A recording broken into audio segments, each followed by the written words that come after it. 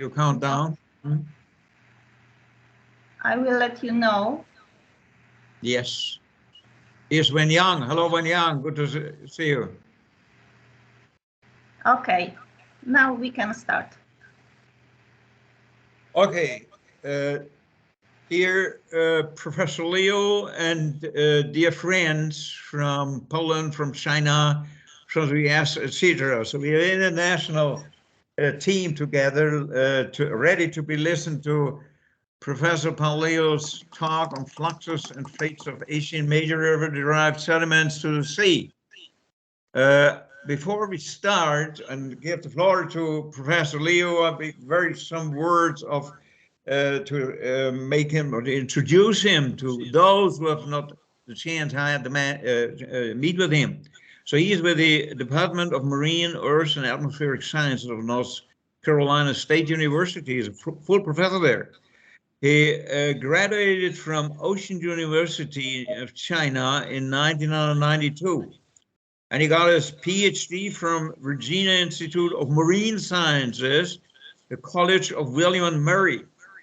And he studied together with Professor John Milliman in 2001. This name is very well known all over the world, and I'm sure that most of you know him very well by literature. In 2003, before he was moving to North Carolina State University as assistant professor, he did his postdoc at Woodhull Oceanographic Institution.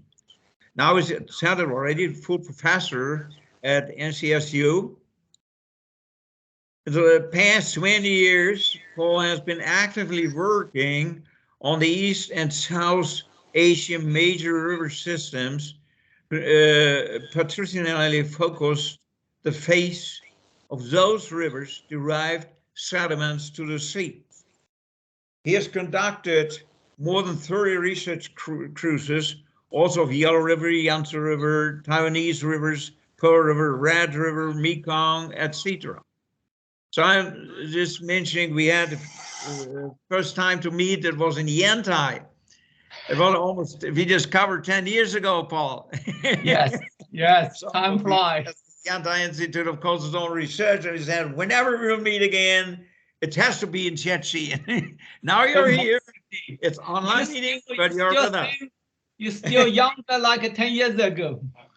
Okay, Paul, we're so happy to have you, and I don't want to waste more time with just talking. But I hand the floor to you. It's my big honor to hand that floor for your presentation as the first speaker this summer semester in this academic year. So you're the first speaker in our webinar of Marginal Seas.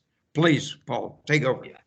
Thank you, Professor Huff, and it's my great honor to be invited here to give the first summer webinar series. So today I talk about flux and feet of Asian river-derived sediment to the sea. Mainly I will focus on the feet part. The longshore transport was cross-shelf transport sediment. I would like to say this talk related many research. It's a combination for the last 20 years effort by working with my colleagues like Dave DeMast, Chuck Nitra, Steve Keel, John Mellerman, and some Chinese colleague, Professor Yang, and also Vietnam and Myanmar colleagues. And so when we talk about the source to sink, or sometimes we see flux or feet, that the source part, we want to understand how much coming down from a river basin system. And then after they deliver to the coast, we want to understand the feet and where they go, basically. You know, will they stay near the river mouth, or they cross the shelf to the deep sea, or they do a longshore transport. So this is basically the notion, source to sink or flux and feet.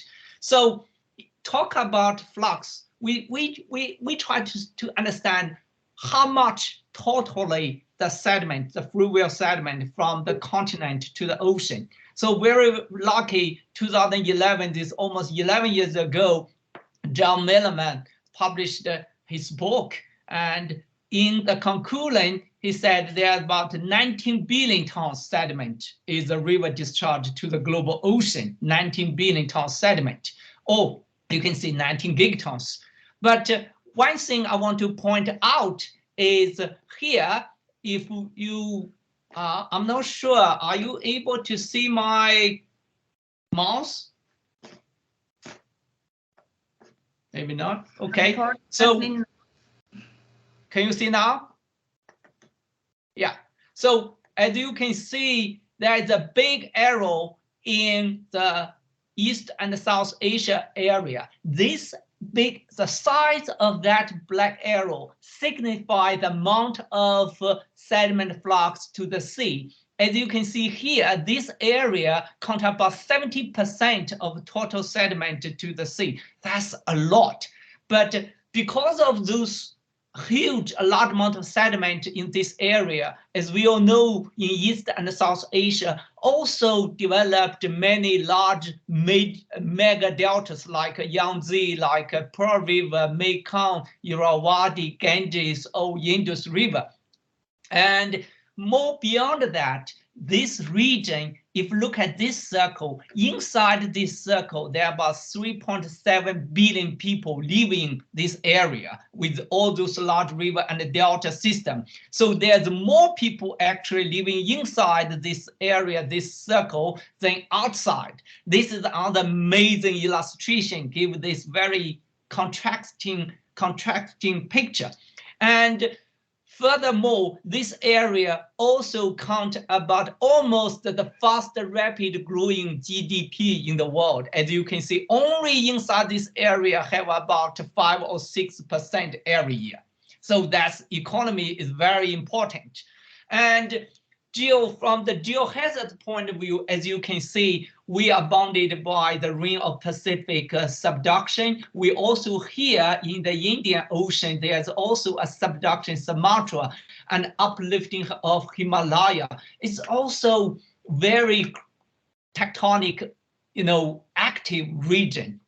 And so put it together, because of the uplifting of Himalaya, the many large rivers deliver a huge amount of sediment. Only if we count only those large river systems like Yangtze, like Yellow, Pearl, Red, Mekong, these account about 4 billion sediment to the sea. If totally about 19, those large rivers alone will be 4 billion. And of course, this working together under the East Asian monsoon and the Indian monsoon system.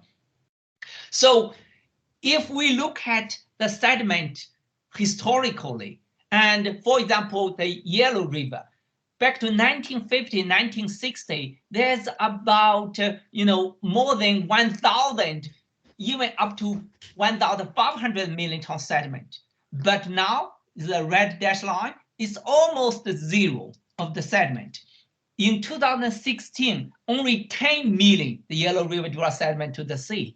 And 2017, even less than 10 million. As you can see, from 1,500 million to now, only single digit. Can you imagine how much changed over the Yellow River system? That's a huge, big, dramatic change. So Yangtze is similar. 1950, 1960, the sediment is still up to 500 million tons. But now, is less than 100 million tons. 2018 is only 83 million tons. And of course, Three Gorges Dam play a role, but it's not only Three Gorges Dam. Many human activity, reservoir and dam build, so contributed that sharply 80% reduction. The Pearl River, the third largest river in China, similarly, 1950-60 is still up to 100 million tons. But now, as you can see, is only about 20 million tons. Over the river basin of the Pearl River, there's 14,000 dams built. So if you look at the Red River, if we move south from East Asia to the South Asia, the Red River in Vietnam, as you can see, used to be deliver 150 million tons, but now it's only less than 40, only 38 million tons. Is also 60 to 70% reduction. The Mekong River, historically, we know the Mekong River delivered 160 million, 130 million, but now in 2016, it's only about 22 million. That's a big reduction, okay, from more than 100 to only 20 million. So that's a big change. Not only the sediment reduced, there's less and less sediment delivered to the delta, but there's also a huge amount of sand removed from the delta. The sand mining estimate over the Mekong Delta is 40 to 50 million. So overall, the Mekong is a negative contribution to the sea. So, you know, later on, you will realize the Mekong, actually the delta and the very severe erosion. The Chao Phraya River in Thailand, 1960 still up to 60 million ton sediment, but now, of course, zero again. So, there's, of course, is more than 3,000 dams over that small river basin. And if we continue to the Indian rivers, you know, the Godavari River, one of the largest rivers, flow east. So back to 1960-70, there's up to 200 million tons sediment, but now less than 30 million tons. And the Krishna River, similarly, as you can see, now almost no sediment to the sea. But also the water discharge also decreasing. And so if we look at the Indus River, this is the water discharge, and this is the sediment. As you can see, from 1930s, there's a sediment up to 300 million, gradually reduced now, almost no sediment, no water, no sediment flow to the ocean. That's happened just the last 50 or 60 years. So dramatic change. So now we put them together. So this is still a working project. As you can see, all the way from the yellow Yangtze, most of the large river system, we can see, you know, the water still okay, but the sediment have sharply decreasing. Some river system like Indus River, Irrawaddy River, the Yellow River, even Krishna River, the sediment and the water both gradually decreasing. And so that's a big surgeon for us, particularly if we understand the stability of the delta environment. And so this is the flux part. But of course, if we put them together, if we look at the East Asia, the dark blue, the blue bar, you show the East Asia from 1950 altogether sharply decreasing. And if you look at the South Asia, it's similar, the orange color also decreasing. And North America and Africa similarly. Only thing is the blue bar is the South America. Does not change that much, but it's still changing, and the way is going on now. So that's the overall picture. Of course, this is all together with the increase of the dams and the human population. So now this is the main part I want to talk about today, about the feeds. You know, that means where the sediment go. As Professor Yang Haf mentioned, in the past 20 years, and I have collaborated with many colleagues in China, Taiwan, Vietnam, Myanmar. So I'm working on the feed of the Yellow River derived sediment. This is my PhD dissertation. Then I work on the Yangtze River derived sediment. Then the Taiwan, understand the small mountains river derived sediment to the sea.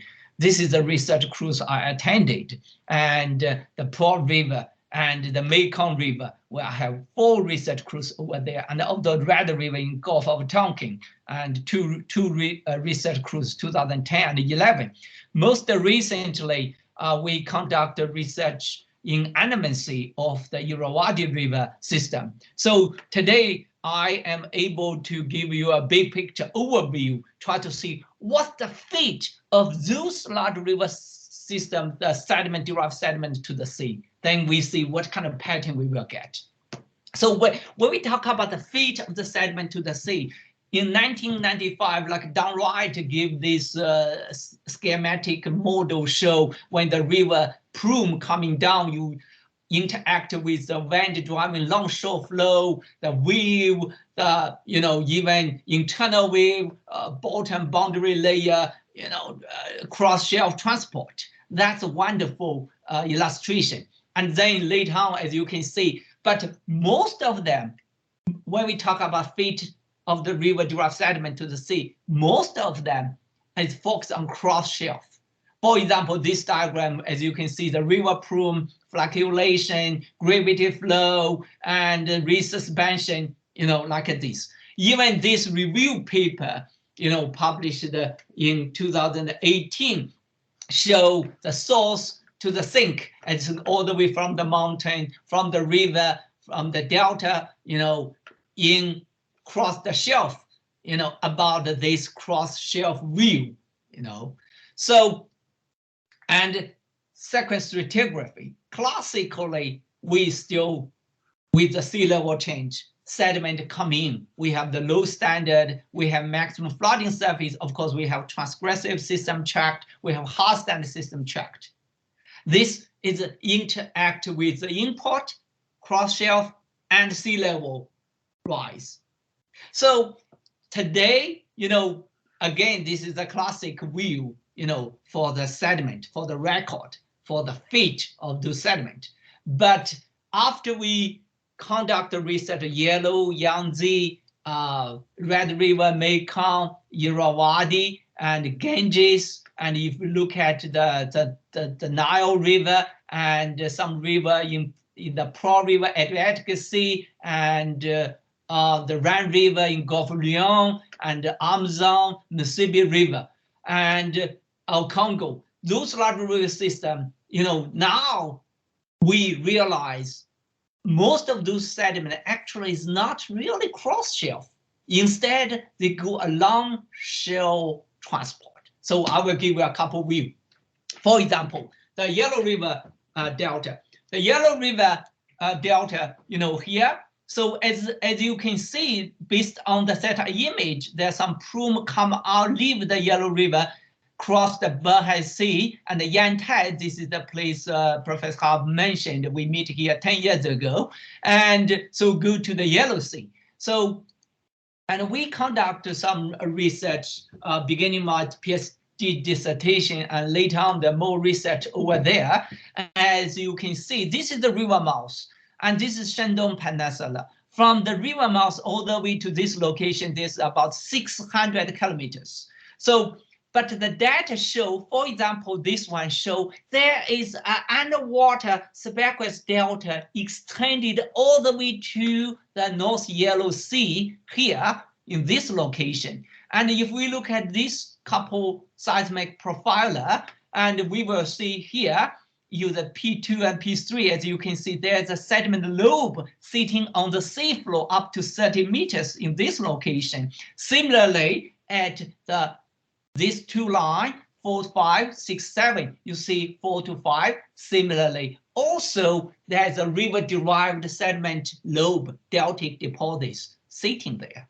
This is far away from the river mouth. So we put them together, as you can see, the Yellow River derived sediment, the distribution is, this is North Yellow Sea, this is South Yellow Sea. You can see there is a distal depot center. Of course, near the river mouth, there's a delta, there's a proximal delta. But here, proximal depot center. But here, we have a distal depot center up to 40 meters sitting here. And we can put all together, we can see the impact, the distribution of the Yellow River derived sediment. Now we understand how far they go, where they deposit, where is the boundary of the Yellow River sediment, the impact, influence, or the sediment transportation. And if now we can see it's not only have this proximal, but also have a distal depot center. This is pretty new, actually. 20 years ago, not so many people talk about this. We focus on the near the river mouth, the proximal. So let's say, the Yangtze. Yangtze is similar. This is the surface sediment distribution. As you can see, this is the mud deposit along shore here, and also, in the shelf. So initially we thought, maybe many of the stuff from Yangtze transported all the way to the Okinawa Trough. But after we done the survey in 2006, 2004 and 2005, then we published 2006 and 7. So as you can see from the river mouth all the way along the East China Sea, the shelf, even to the Taiwan Strait, what we found, for example, this one near the Yangtze river mouth, you can see this is a beautiful, claniform deposits, deltic deposits accumulated here. So you see very nice is up to 40 meters deposit here, but it doesn't go that far across the shelf. It is stopped near the river mouth, near the water depth of 50 meters. So this is what we found. And if we go to further south, you can see along the shore, away from the river mouth, the 5 and 6 profile, you can see beautifully that claniform sitting over there. We know there's no major river really discharged from the continent. Majority of the stuff is coming from the north, and from this way, instead of across the shelf. There's a longshore transport going north to the south. Then we formed that kind of longshore claniform. So that's amazing discovery, I will say. Then we are able to put them together, the fate of the Yangtze river-derived sediment. As you can see, there's a proximal, and also there's a distal depot center accumulate a couple hundred kilometers away from the river mouth. And this is a little bit diagram. We put them together here, the model. And so as you can see, that longshore drifting play a major role to redistribution of the Yangtze-derived sediment to the sea. Not really much cross the shelf to the Okinawa Trough, but majority of them stay in the shelf, form this claniform, beautifully claniform, as we indicate here. So that's good. And now if we go to the Pearl River, as Yang have mentioned, they have a collaboration with the Guangzhou Institute. They work on this Beibu area particularly. As you can see, there's a plume kind of show from the Pearl River coming to this area. To understand where the sediment of the Pearl River due to the sea, we come out to 2007, have that cruise in the shelf area. What we found is very interesting. So for example here, this is the 11 to 12 and 10 to 11. This is near the Pearl River estuary. So what we found here, this is the sediment come out, and this is 10 to 11. As you can see, there is a river sediment coming out here. And so, well, it's not like a Yangtze, the total thickness on the shelf of the Pearl River is is not 40 meters, only 10 meters, up to 10 meters. So if you look at the 3 to 4 in this area, east side of the Zhejiang, 3 to 4, this one show only very thin layer, up to 3 to 4 or 5 meters mud sitting on that relic shelf. So that's well, very interesting. Even this one, this 6 to 7, you can see we still have that kind of a little bit 10 or 15 meter, mud here around this area, and then stop in the water depths about 35 meters here. This is mainly, most of the stuff, mainly trapped shallower than 30 meters. So, and also if you look at this one, this profile here from north to south, and we can see from north to south, you can see a thin layer from 50 meters. Then all the way there's a block trapped sediment near the Hainan Island around this area here.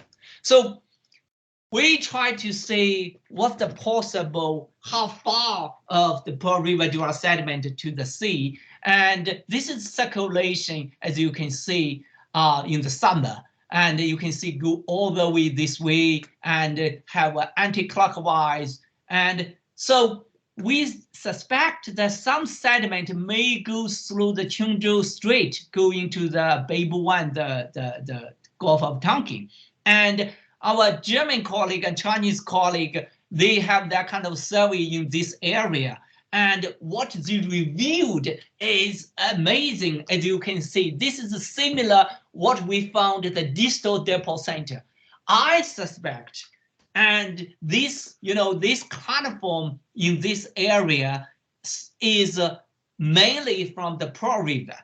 And this could be the distal depot center of the Pearl River to the sea.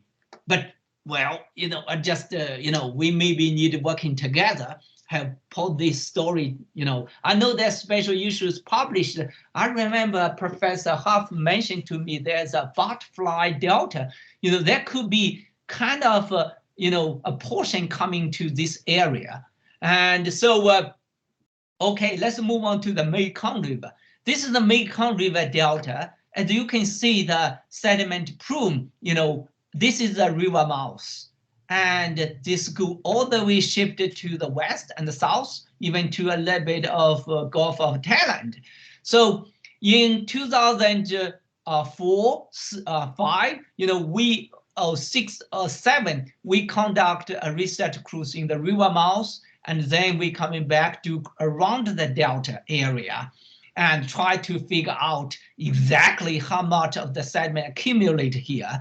So if we look at this curve, as you can see, we did not have too much really survey line immediately off the river mouth. We just follow the plume. So then in 2014 and 15, we were able to come back and have more condensed, more, as you can see, high resolution coverage near the river mouth, even to the river channel. So what we do is chop sub-bottom profiler, but also calling and sampling. So what we found is, this, for example, in this area, in this line near the river mouth of the major distributary offshore here, and as you can see, we have the line 12, 11, and this cuneiform, this deltic, deposits extended from the river mouth here and to only about 20 meters water depth. You can see the sediment of the Mekong is stopped here. So off further seaward, the seafloor is uncovered. It's still pretty original, primary, is rugged, sea surface, seafloor surface. And this is the modern Mekong-derived sediment, as you can see here. We can easily define the boundary of the Mekong-derived sediment. And so as you can see, we plot a 3D view of the Mekong River. And now we will see there's no more need any survey in this area to understand the sediment derived from the river on the shelf. As you can see, we can define the boundary very well. And also we do lat210 understand the accumulation rate. So immediately, not surprising, immediately off the river mouth, we get up to 3 or 4 or up to 10 centimeters per year. This is the rapid accumulation. But at the same time, as you can see, if we are away from the river mouth in offshore of the Khmer Peninsula, this is also have a depot center up to 10 centimeters per year. So this is kind of, follow the pattern what we observed of the Yellow River, the Yangtze River, the Pearl River. So we have a proximal depot center accumulation around the river mouth. Then we have a distal depot center up to 40%. Then we have a transition. So this is a big picture, as you can see, of the Mekong River derived sediment. All those published, in Content Shelf 2017, the paper. And to understand of the mechanism of the sediment to the sea, my students run the model. This is the summer situation. As you can see, the plume of the Mekong is mainly stay this area, maybe go a little bit of northeast, during the summer time. But during the winter time, as you can see, when the wind shifts, there's a major portion was pushed back, to the western, southwestern part, towarding the Khmer Peninsula here. And around a little bit of the Delft 3D, I realized I'm a marine geologist, do a lot of field work, but said with my age increase, I may not able to go on the sea. So I maybe just play around in front of my computer. So I begin to learn the Delft 3D in the last couple years, and then I'm able to simulate the fate of those sediments to see. And you can see, from November, so in March, the sediment just come in November, coming out, then gradually extend to the south during the winter season. That's a very good view, and give us such a good idea how the material transported along the shelf, away from the river mouth. And so now the last project we are working is the Eurovadi river system. So as I mentioned, 2017. So this river system is a relatively unstudied river system in terms of sediment to the sea. But this river system sitting at tectonic active. This is Andaman Sea and Sumatra Trench, offshore in the Bay of Bengal here. This is the delta, this is the Andaman Sea, this is the back arc basin, this is the faulting, rafting faulting still across the delta. And so there is this Irrawaddy and Sovereign River combined can up to 600 million ton sediment directly discharge to the back arc basin. Some of may go into the trench. This is the only large river in the world directly discharged to such tectonic active region. So then also the tide maintained earlier. The idea is there is a tide pumping could transport a lot of sediment into the canyon and to the deep sea. So this is the plume, as you can see, to figure out what exactly the fate of the sediment from those two large river systems to the sea. 2017, we conduct a research cruise in this area with sub-bottom profiler similarly.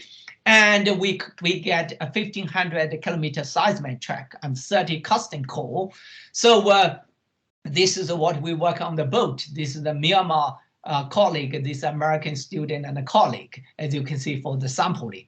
And this is our seismic profile. As you can see, particularly in the 3 to 4, this one shows the boundary of the mud distribution here near the 04 here, and this is the sediment mud on this side. So if we move to the line 27, so the 27 from the delta accumulation, you can see Holocene mud and sitting on 14 tectonic active, 14 oriented shelf. You see offshore, there is no sediment covered this area, but this is the modern sediment, in the pink color, cover this here. And you can see the line 7. Line 7, similarly, the sediment, the deltic in this gulf, but it stopped here 130 meters, in this area, in basically around 100 to 130 meters, this boundary. And if you look at the line 2, you see the sediment coming down, and line 9, from the river mouth, you can see the cloud form coming out, and then stop here. It's not really past the 100 meters line. It stopped here. And of course, because the tectonic, you can cause that kind of up and down deformation. And if you look at a couple line immediately off the river mouth, you can see the modern sediment is only mainly trapped near shore area. This is the water depth, maybe 20 or 30 meters. You can see here the old sediment in the offshore area. And even if we go to the west of the Bay of Bengal area, you can the 3 profile indicate the sediment not only shifted to the east, but also to the west to the Bay of Bengal, in the offshore of the Western Myanmar. And also, the one thing to realize, the sediment not only stay on the shelf, because this is a narrow shelf. Offshore is the subduction. The material looks like also escape into the deep sea trench over there. Exactly how much? We don't know, but at least this we indicate there's a large amount of material sliding into the deep sea part over there. So this is the 3D view, give you the Eurovadi in the Gulf of Band, the Andaman Sea. You can see the boundary of the river-derived sediment is distributed like this. Near the river mouth, not too much across the shelf, mainly shifted to the east side to the Bay of Bengal. This area serves like a distal depot center. And this other view, as you can see, this is a river mouth, and then shifted to the left hand, go to the Gulf of Band. And if we look at the Bay of Bengal, this is the river mouth, this we believe this part have a big portion is sliding into the deep ocean, to the trench. Okay, this is the boundary, and we put them everything together. But if we look at the canyon, so earlier, some colleague believe the plume sediment was pumped into the canyon system. And we went there, we tried to see if there's any mud accumulate inside along the canyon. This is our survey over there. As you can see, all the way from the canyon head up to 300 meters to 400 meters go down, we haven't found any modern mud really accumulate inside of the canyon. So this is the a view, and again a 3D view is not colored, but you can get a sense. Most of stuff stopped here, not really transferred to the deep sea. And so we put them together, and so as you can see here, and this is the distribution of the Eurovadi and the Sovereign river-derived sediment. As you can see, it's just stopped at 110 meters, 120 meters, and further to 400, 500, we haven't seen any modern sediment really. Even between this location and here, there is just a relic sand. There's no modern sediment cover this area. So of course we don't know. Maybe go to a little bit deeper. There's some material there, but we're not able to be there yet. So, but overall, based on our limited survey, this is the distribution. This is the mud ice patch of the Irrawaddy derived sediment to the sea. Well, now even the Ganges, in the little bit here, the Ganges is a very famous tidal dominated estuary system, as you can see the plume. Our colleague, from Steve Goodbrad and his student and postdoc working this area, and the German colleague even, they found the cloud form already back to 1998. Later on, there's more survey in this area, found the canyon, because the canyon extended all the way to the river mouth. And then they found there's a huge amount of sediment sliding to the canyon system. And for example, like this, you can see the sediment. And so even they believe the sediment could all the way transport to the deep sea to this location. For example, they found a buried wood in the Bengal fan over there. And so as you can see, but what the mechanism transport this material all the way coming here is particularly the modern process is unclear. And so we believe it's possible through the gravity flow, maybe coming all the way through the canyon here. So we don't know. The last thing I want to mention, we talk about all the large river system, the Yellow, the Yangtze, the Pearl, the Mekong, the Red River, and but now we look at the small river in the East Asia area. This is the Taiwan. So Taiwan, a lot of sediment from those small river systems. So we are also able to serve the Taiwan Strait. What we found in the western part of the Taiwan, particularly sediment from the Chushui River, extended out. They form a distal depot center on the Taiwan Strait. This is the mud, this is the river-derived sediment. It's a mud, silt, and sand mixed it, distributed in this area from the Taiwan, and overlap with the Yangtze river-derived sediment in this side, in the western side. So, I think, this area from Taiwan, from Pearl River, even the Luzon, this is another unknown area. Maybe future we can conduct some survey in this area to see how much sediment really delivered to the sea in this area. But Taiwan, you can see that's could be a small river, deliver the Goping River to the south, could be also go to the canyon. And so in a concurrent, those large river systems have a big portion of the longshore transport. Beside the proximal depot center, there's a couple hundred kilometers away, there's a distal depot center like the Yangtze, like the Yellow, like even the Mekong River here. But the Eurovadi could have a bi-directional, not only have a longshore transport to Gulf of Montalban, Andaman Sea, but also to the Bay of Bengal, this portion. And of course, only we will see not much really cross shelf to the deep sea. Instead, a large portion is near shore, proximal, and the longshore transported distal depot center. And so even, for example, the Amazon. So I think I will, I have maybe a couple minutes. If you want to have more information, you can go to my website.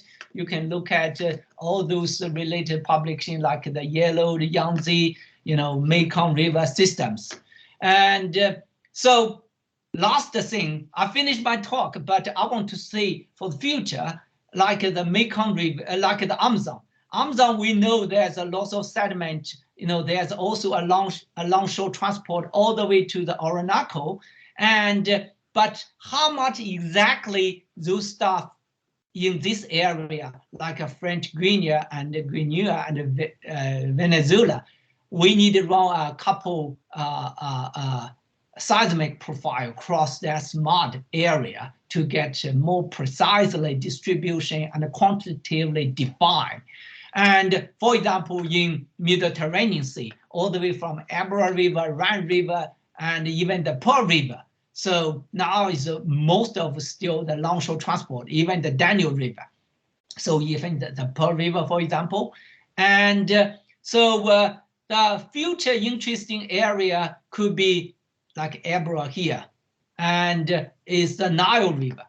The Nile River, you see the plume.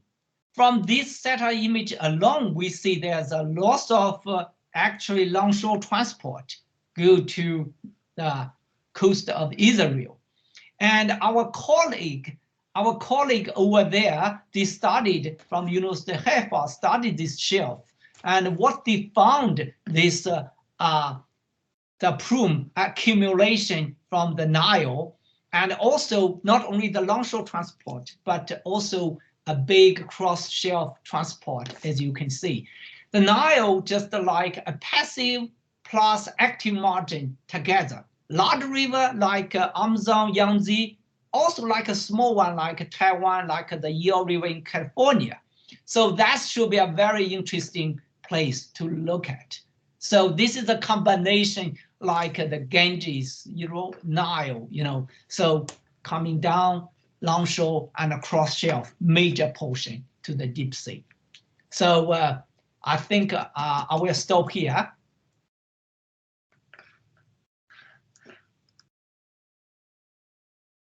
Okay. So, Paul. Yeah. Let me express my sincere thanks for this wonderful presentation. It was really what we were after when we did invite you to give that presentation, but I knew there's something thrilling coming out, particularly meeting what we are after within our Marginal Seas task group. And that's my first sincere thanks to you. And but I would like to give the floor now to the audience. Please, do you have questions to Professor Liu? Please, now it's time to express.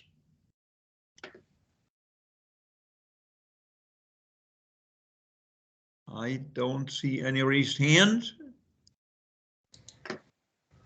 Okay, while you're okay, who is this? Wenyang? It's me, I think. Yes. Hello, Wenyang. Just to introduce hello. Wenyang, he's from Szczecin, from Herion Helmholtz Center, and actually the PI of the project that we have started, or that he is the PI started in the frame of our Marginal Seas task group. Please, Wenyang. Yes, thank you very much, Professor Liu. I have a question, because in the first part you showed that there's a dramatic decrease in the sediment export from the rivers. Yes. And I was wondering now, when you then in your second part you introduced the data for the mud depositors, or for the depositors on the shelf. Yes. I was wondering whether this decrease in the river discharge has already impacting the development in the mud depositors, or whether it's probably still early to detect any significant signals from those depositors. Oh, well, yeah, this is a fantastic question, actually. And you know what? Because the sediment reduction mainly happened in the last 50 or 60 years. And our cliniform is due the past 6,000 or 7,000 years. But we have already begun to see the signal of the reduction of the sediment offshore in the underwater accumulation. And I just want to give an example. For example, the Yangtze, offshore Yangtze, and Professor Yang from East China Normal, they have already documented very well the sharply decreased accumulation rate. Not only decrease, but actually become negative in the offshore of the Yangtze. And what we found of the Mekong River Delta, we found the modern cliniform now appear a erosional trough. That's that's a very, very how to say, it's shocking.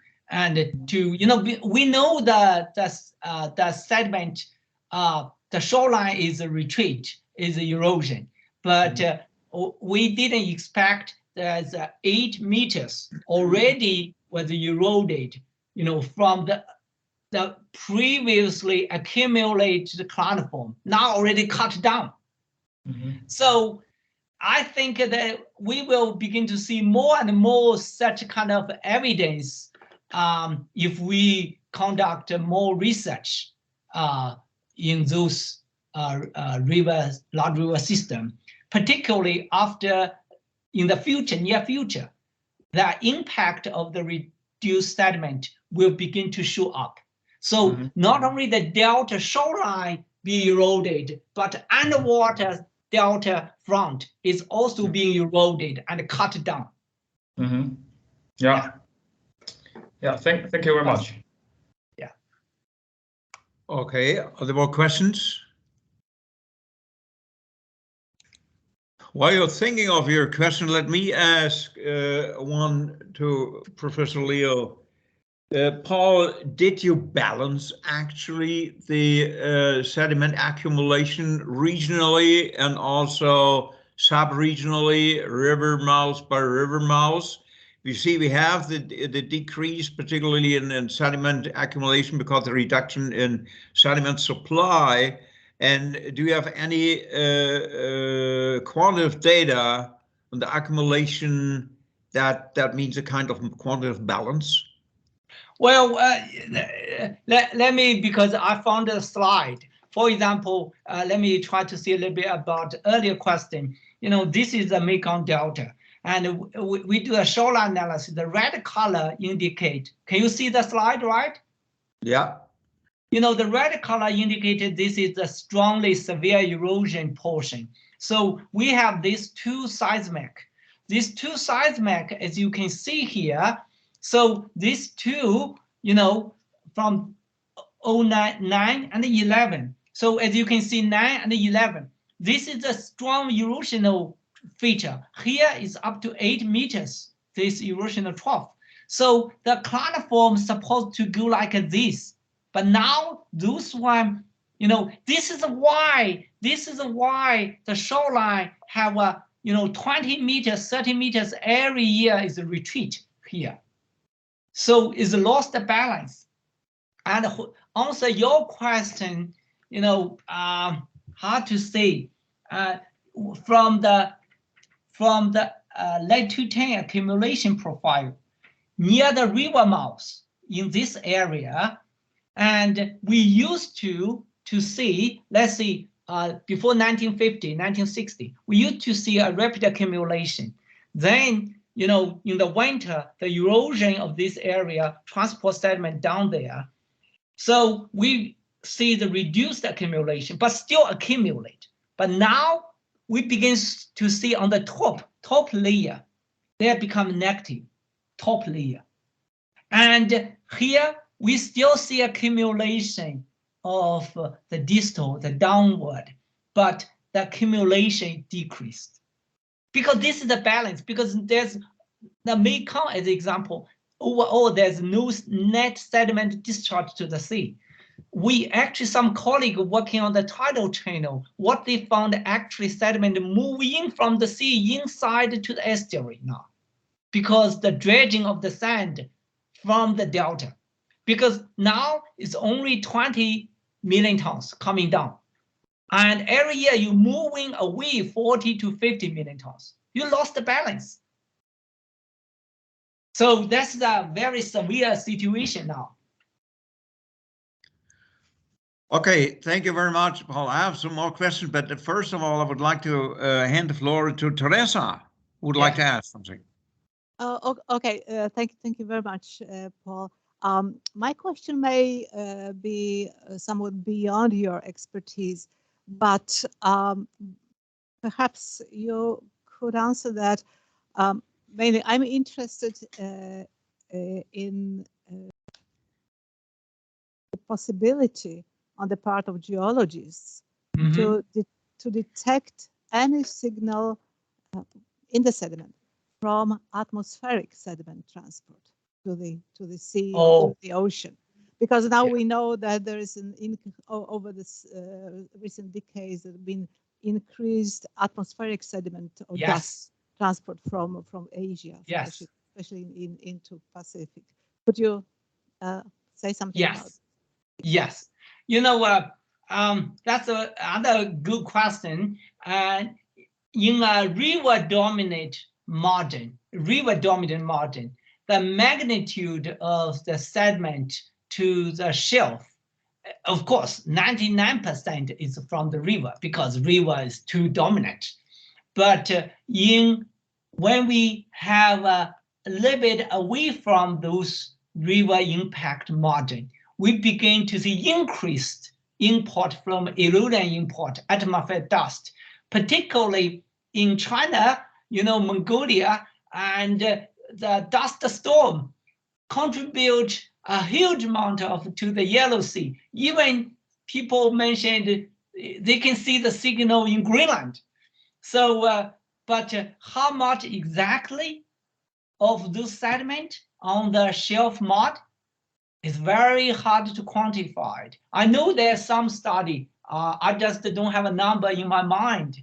Have some studies show they see that geochemical signal in the shelf mud. So I would like to see one map here. Let me see if I share. Oh, let's know.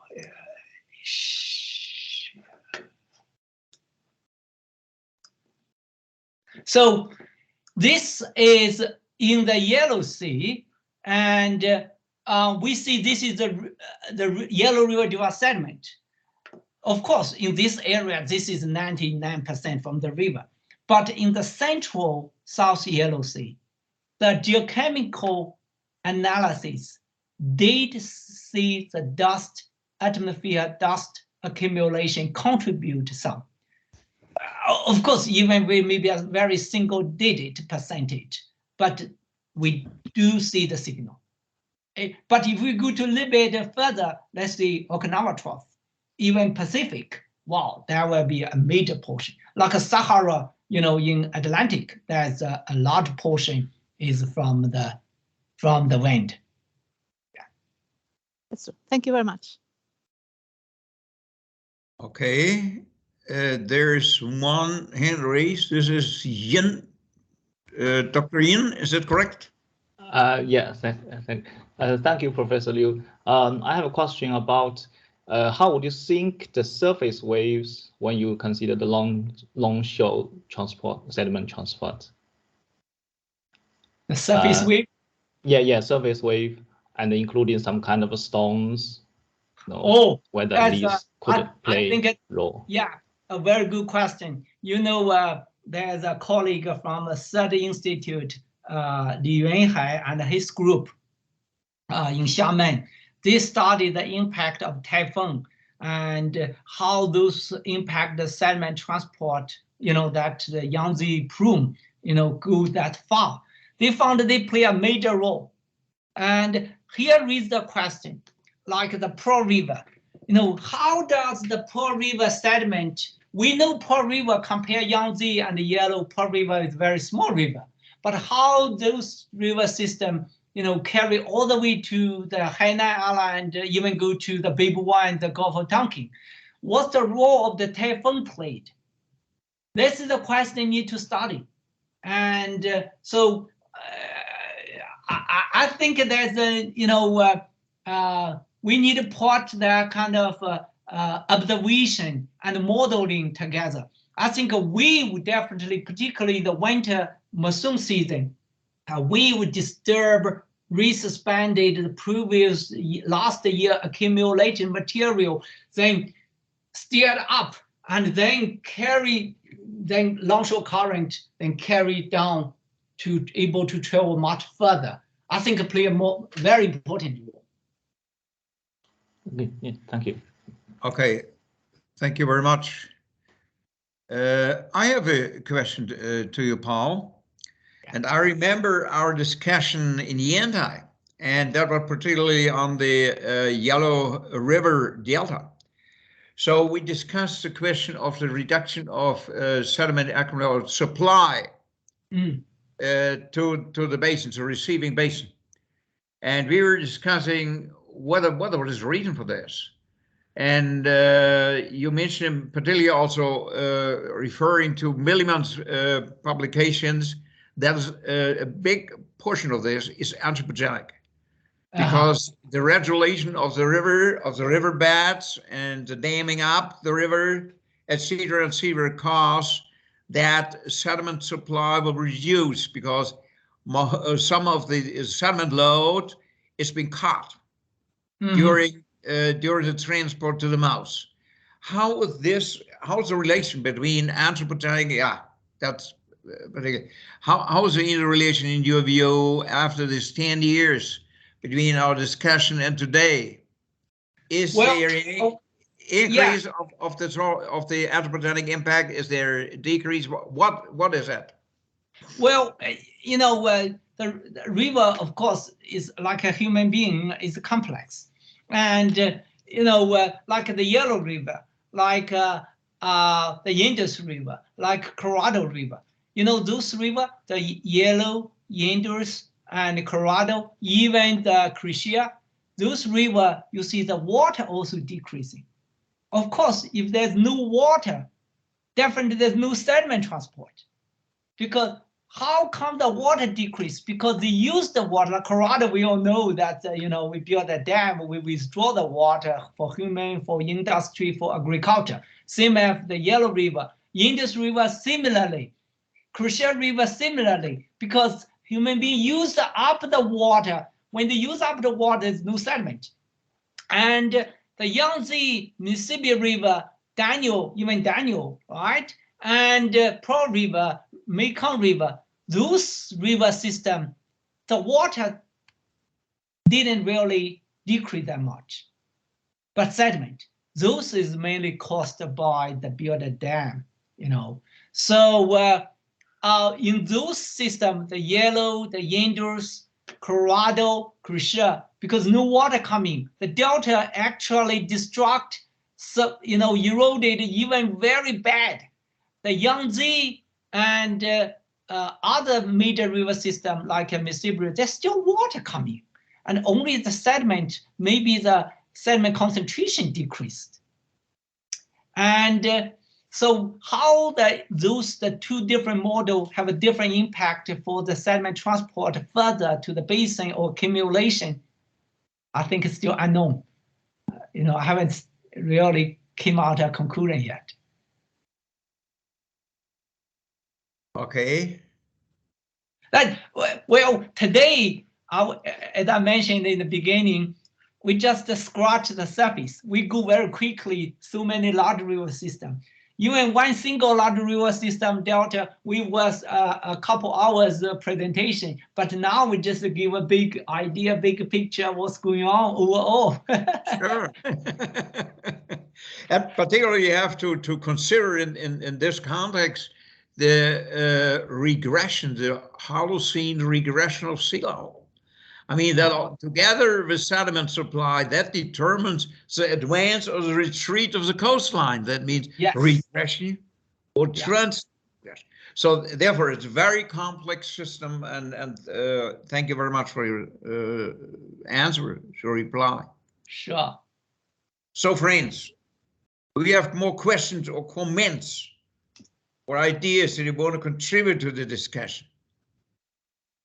It seems to be not the case, and therefore it's the time to say thank you very much again, Paul, and you are cordially invited to join our team, our Marginal Seas team, for discussion and also for our meetings. We would like to have you as a guest to contribute to the discussion and even to improve our results, and that would be great. And that's a wonderful first step today, having you with us.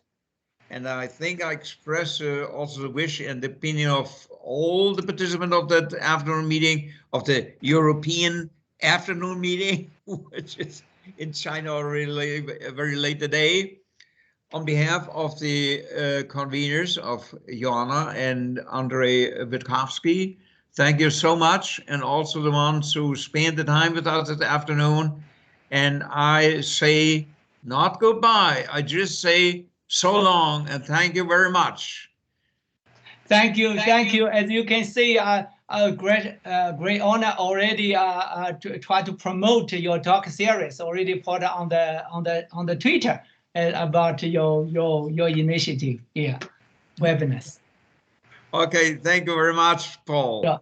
Thank you, Professor Huff. So I hope I see you in Poland. Yeah, see you here. You are invited. Okay, sure. Friends, I wish you all a pleasant rest of this day or this night. And I would like to ask Jim Hong and Wen Yang, and if possible, also Jana, to stay for a minute online. Okay. Bye-bye. So long. Thank you very much. So long, not bye-bye. So long. Okay, hello Jana. This is Jana. I had switched off her. You switched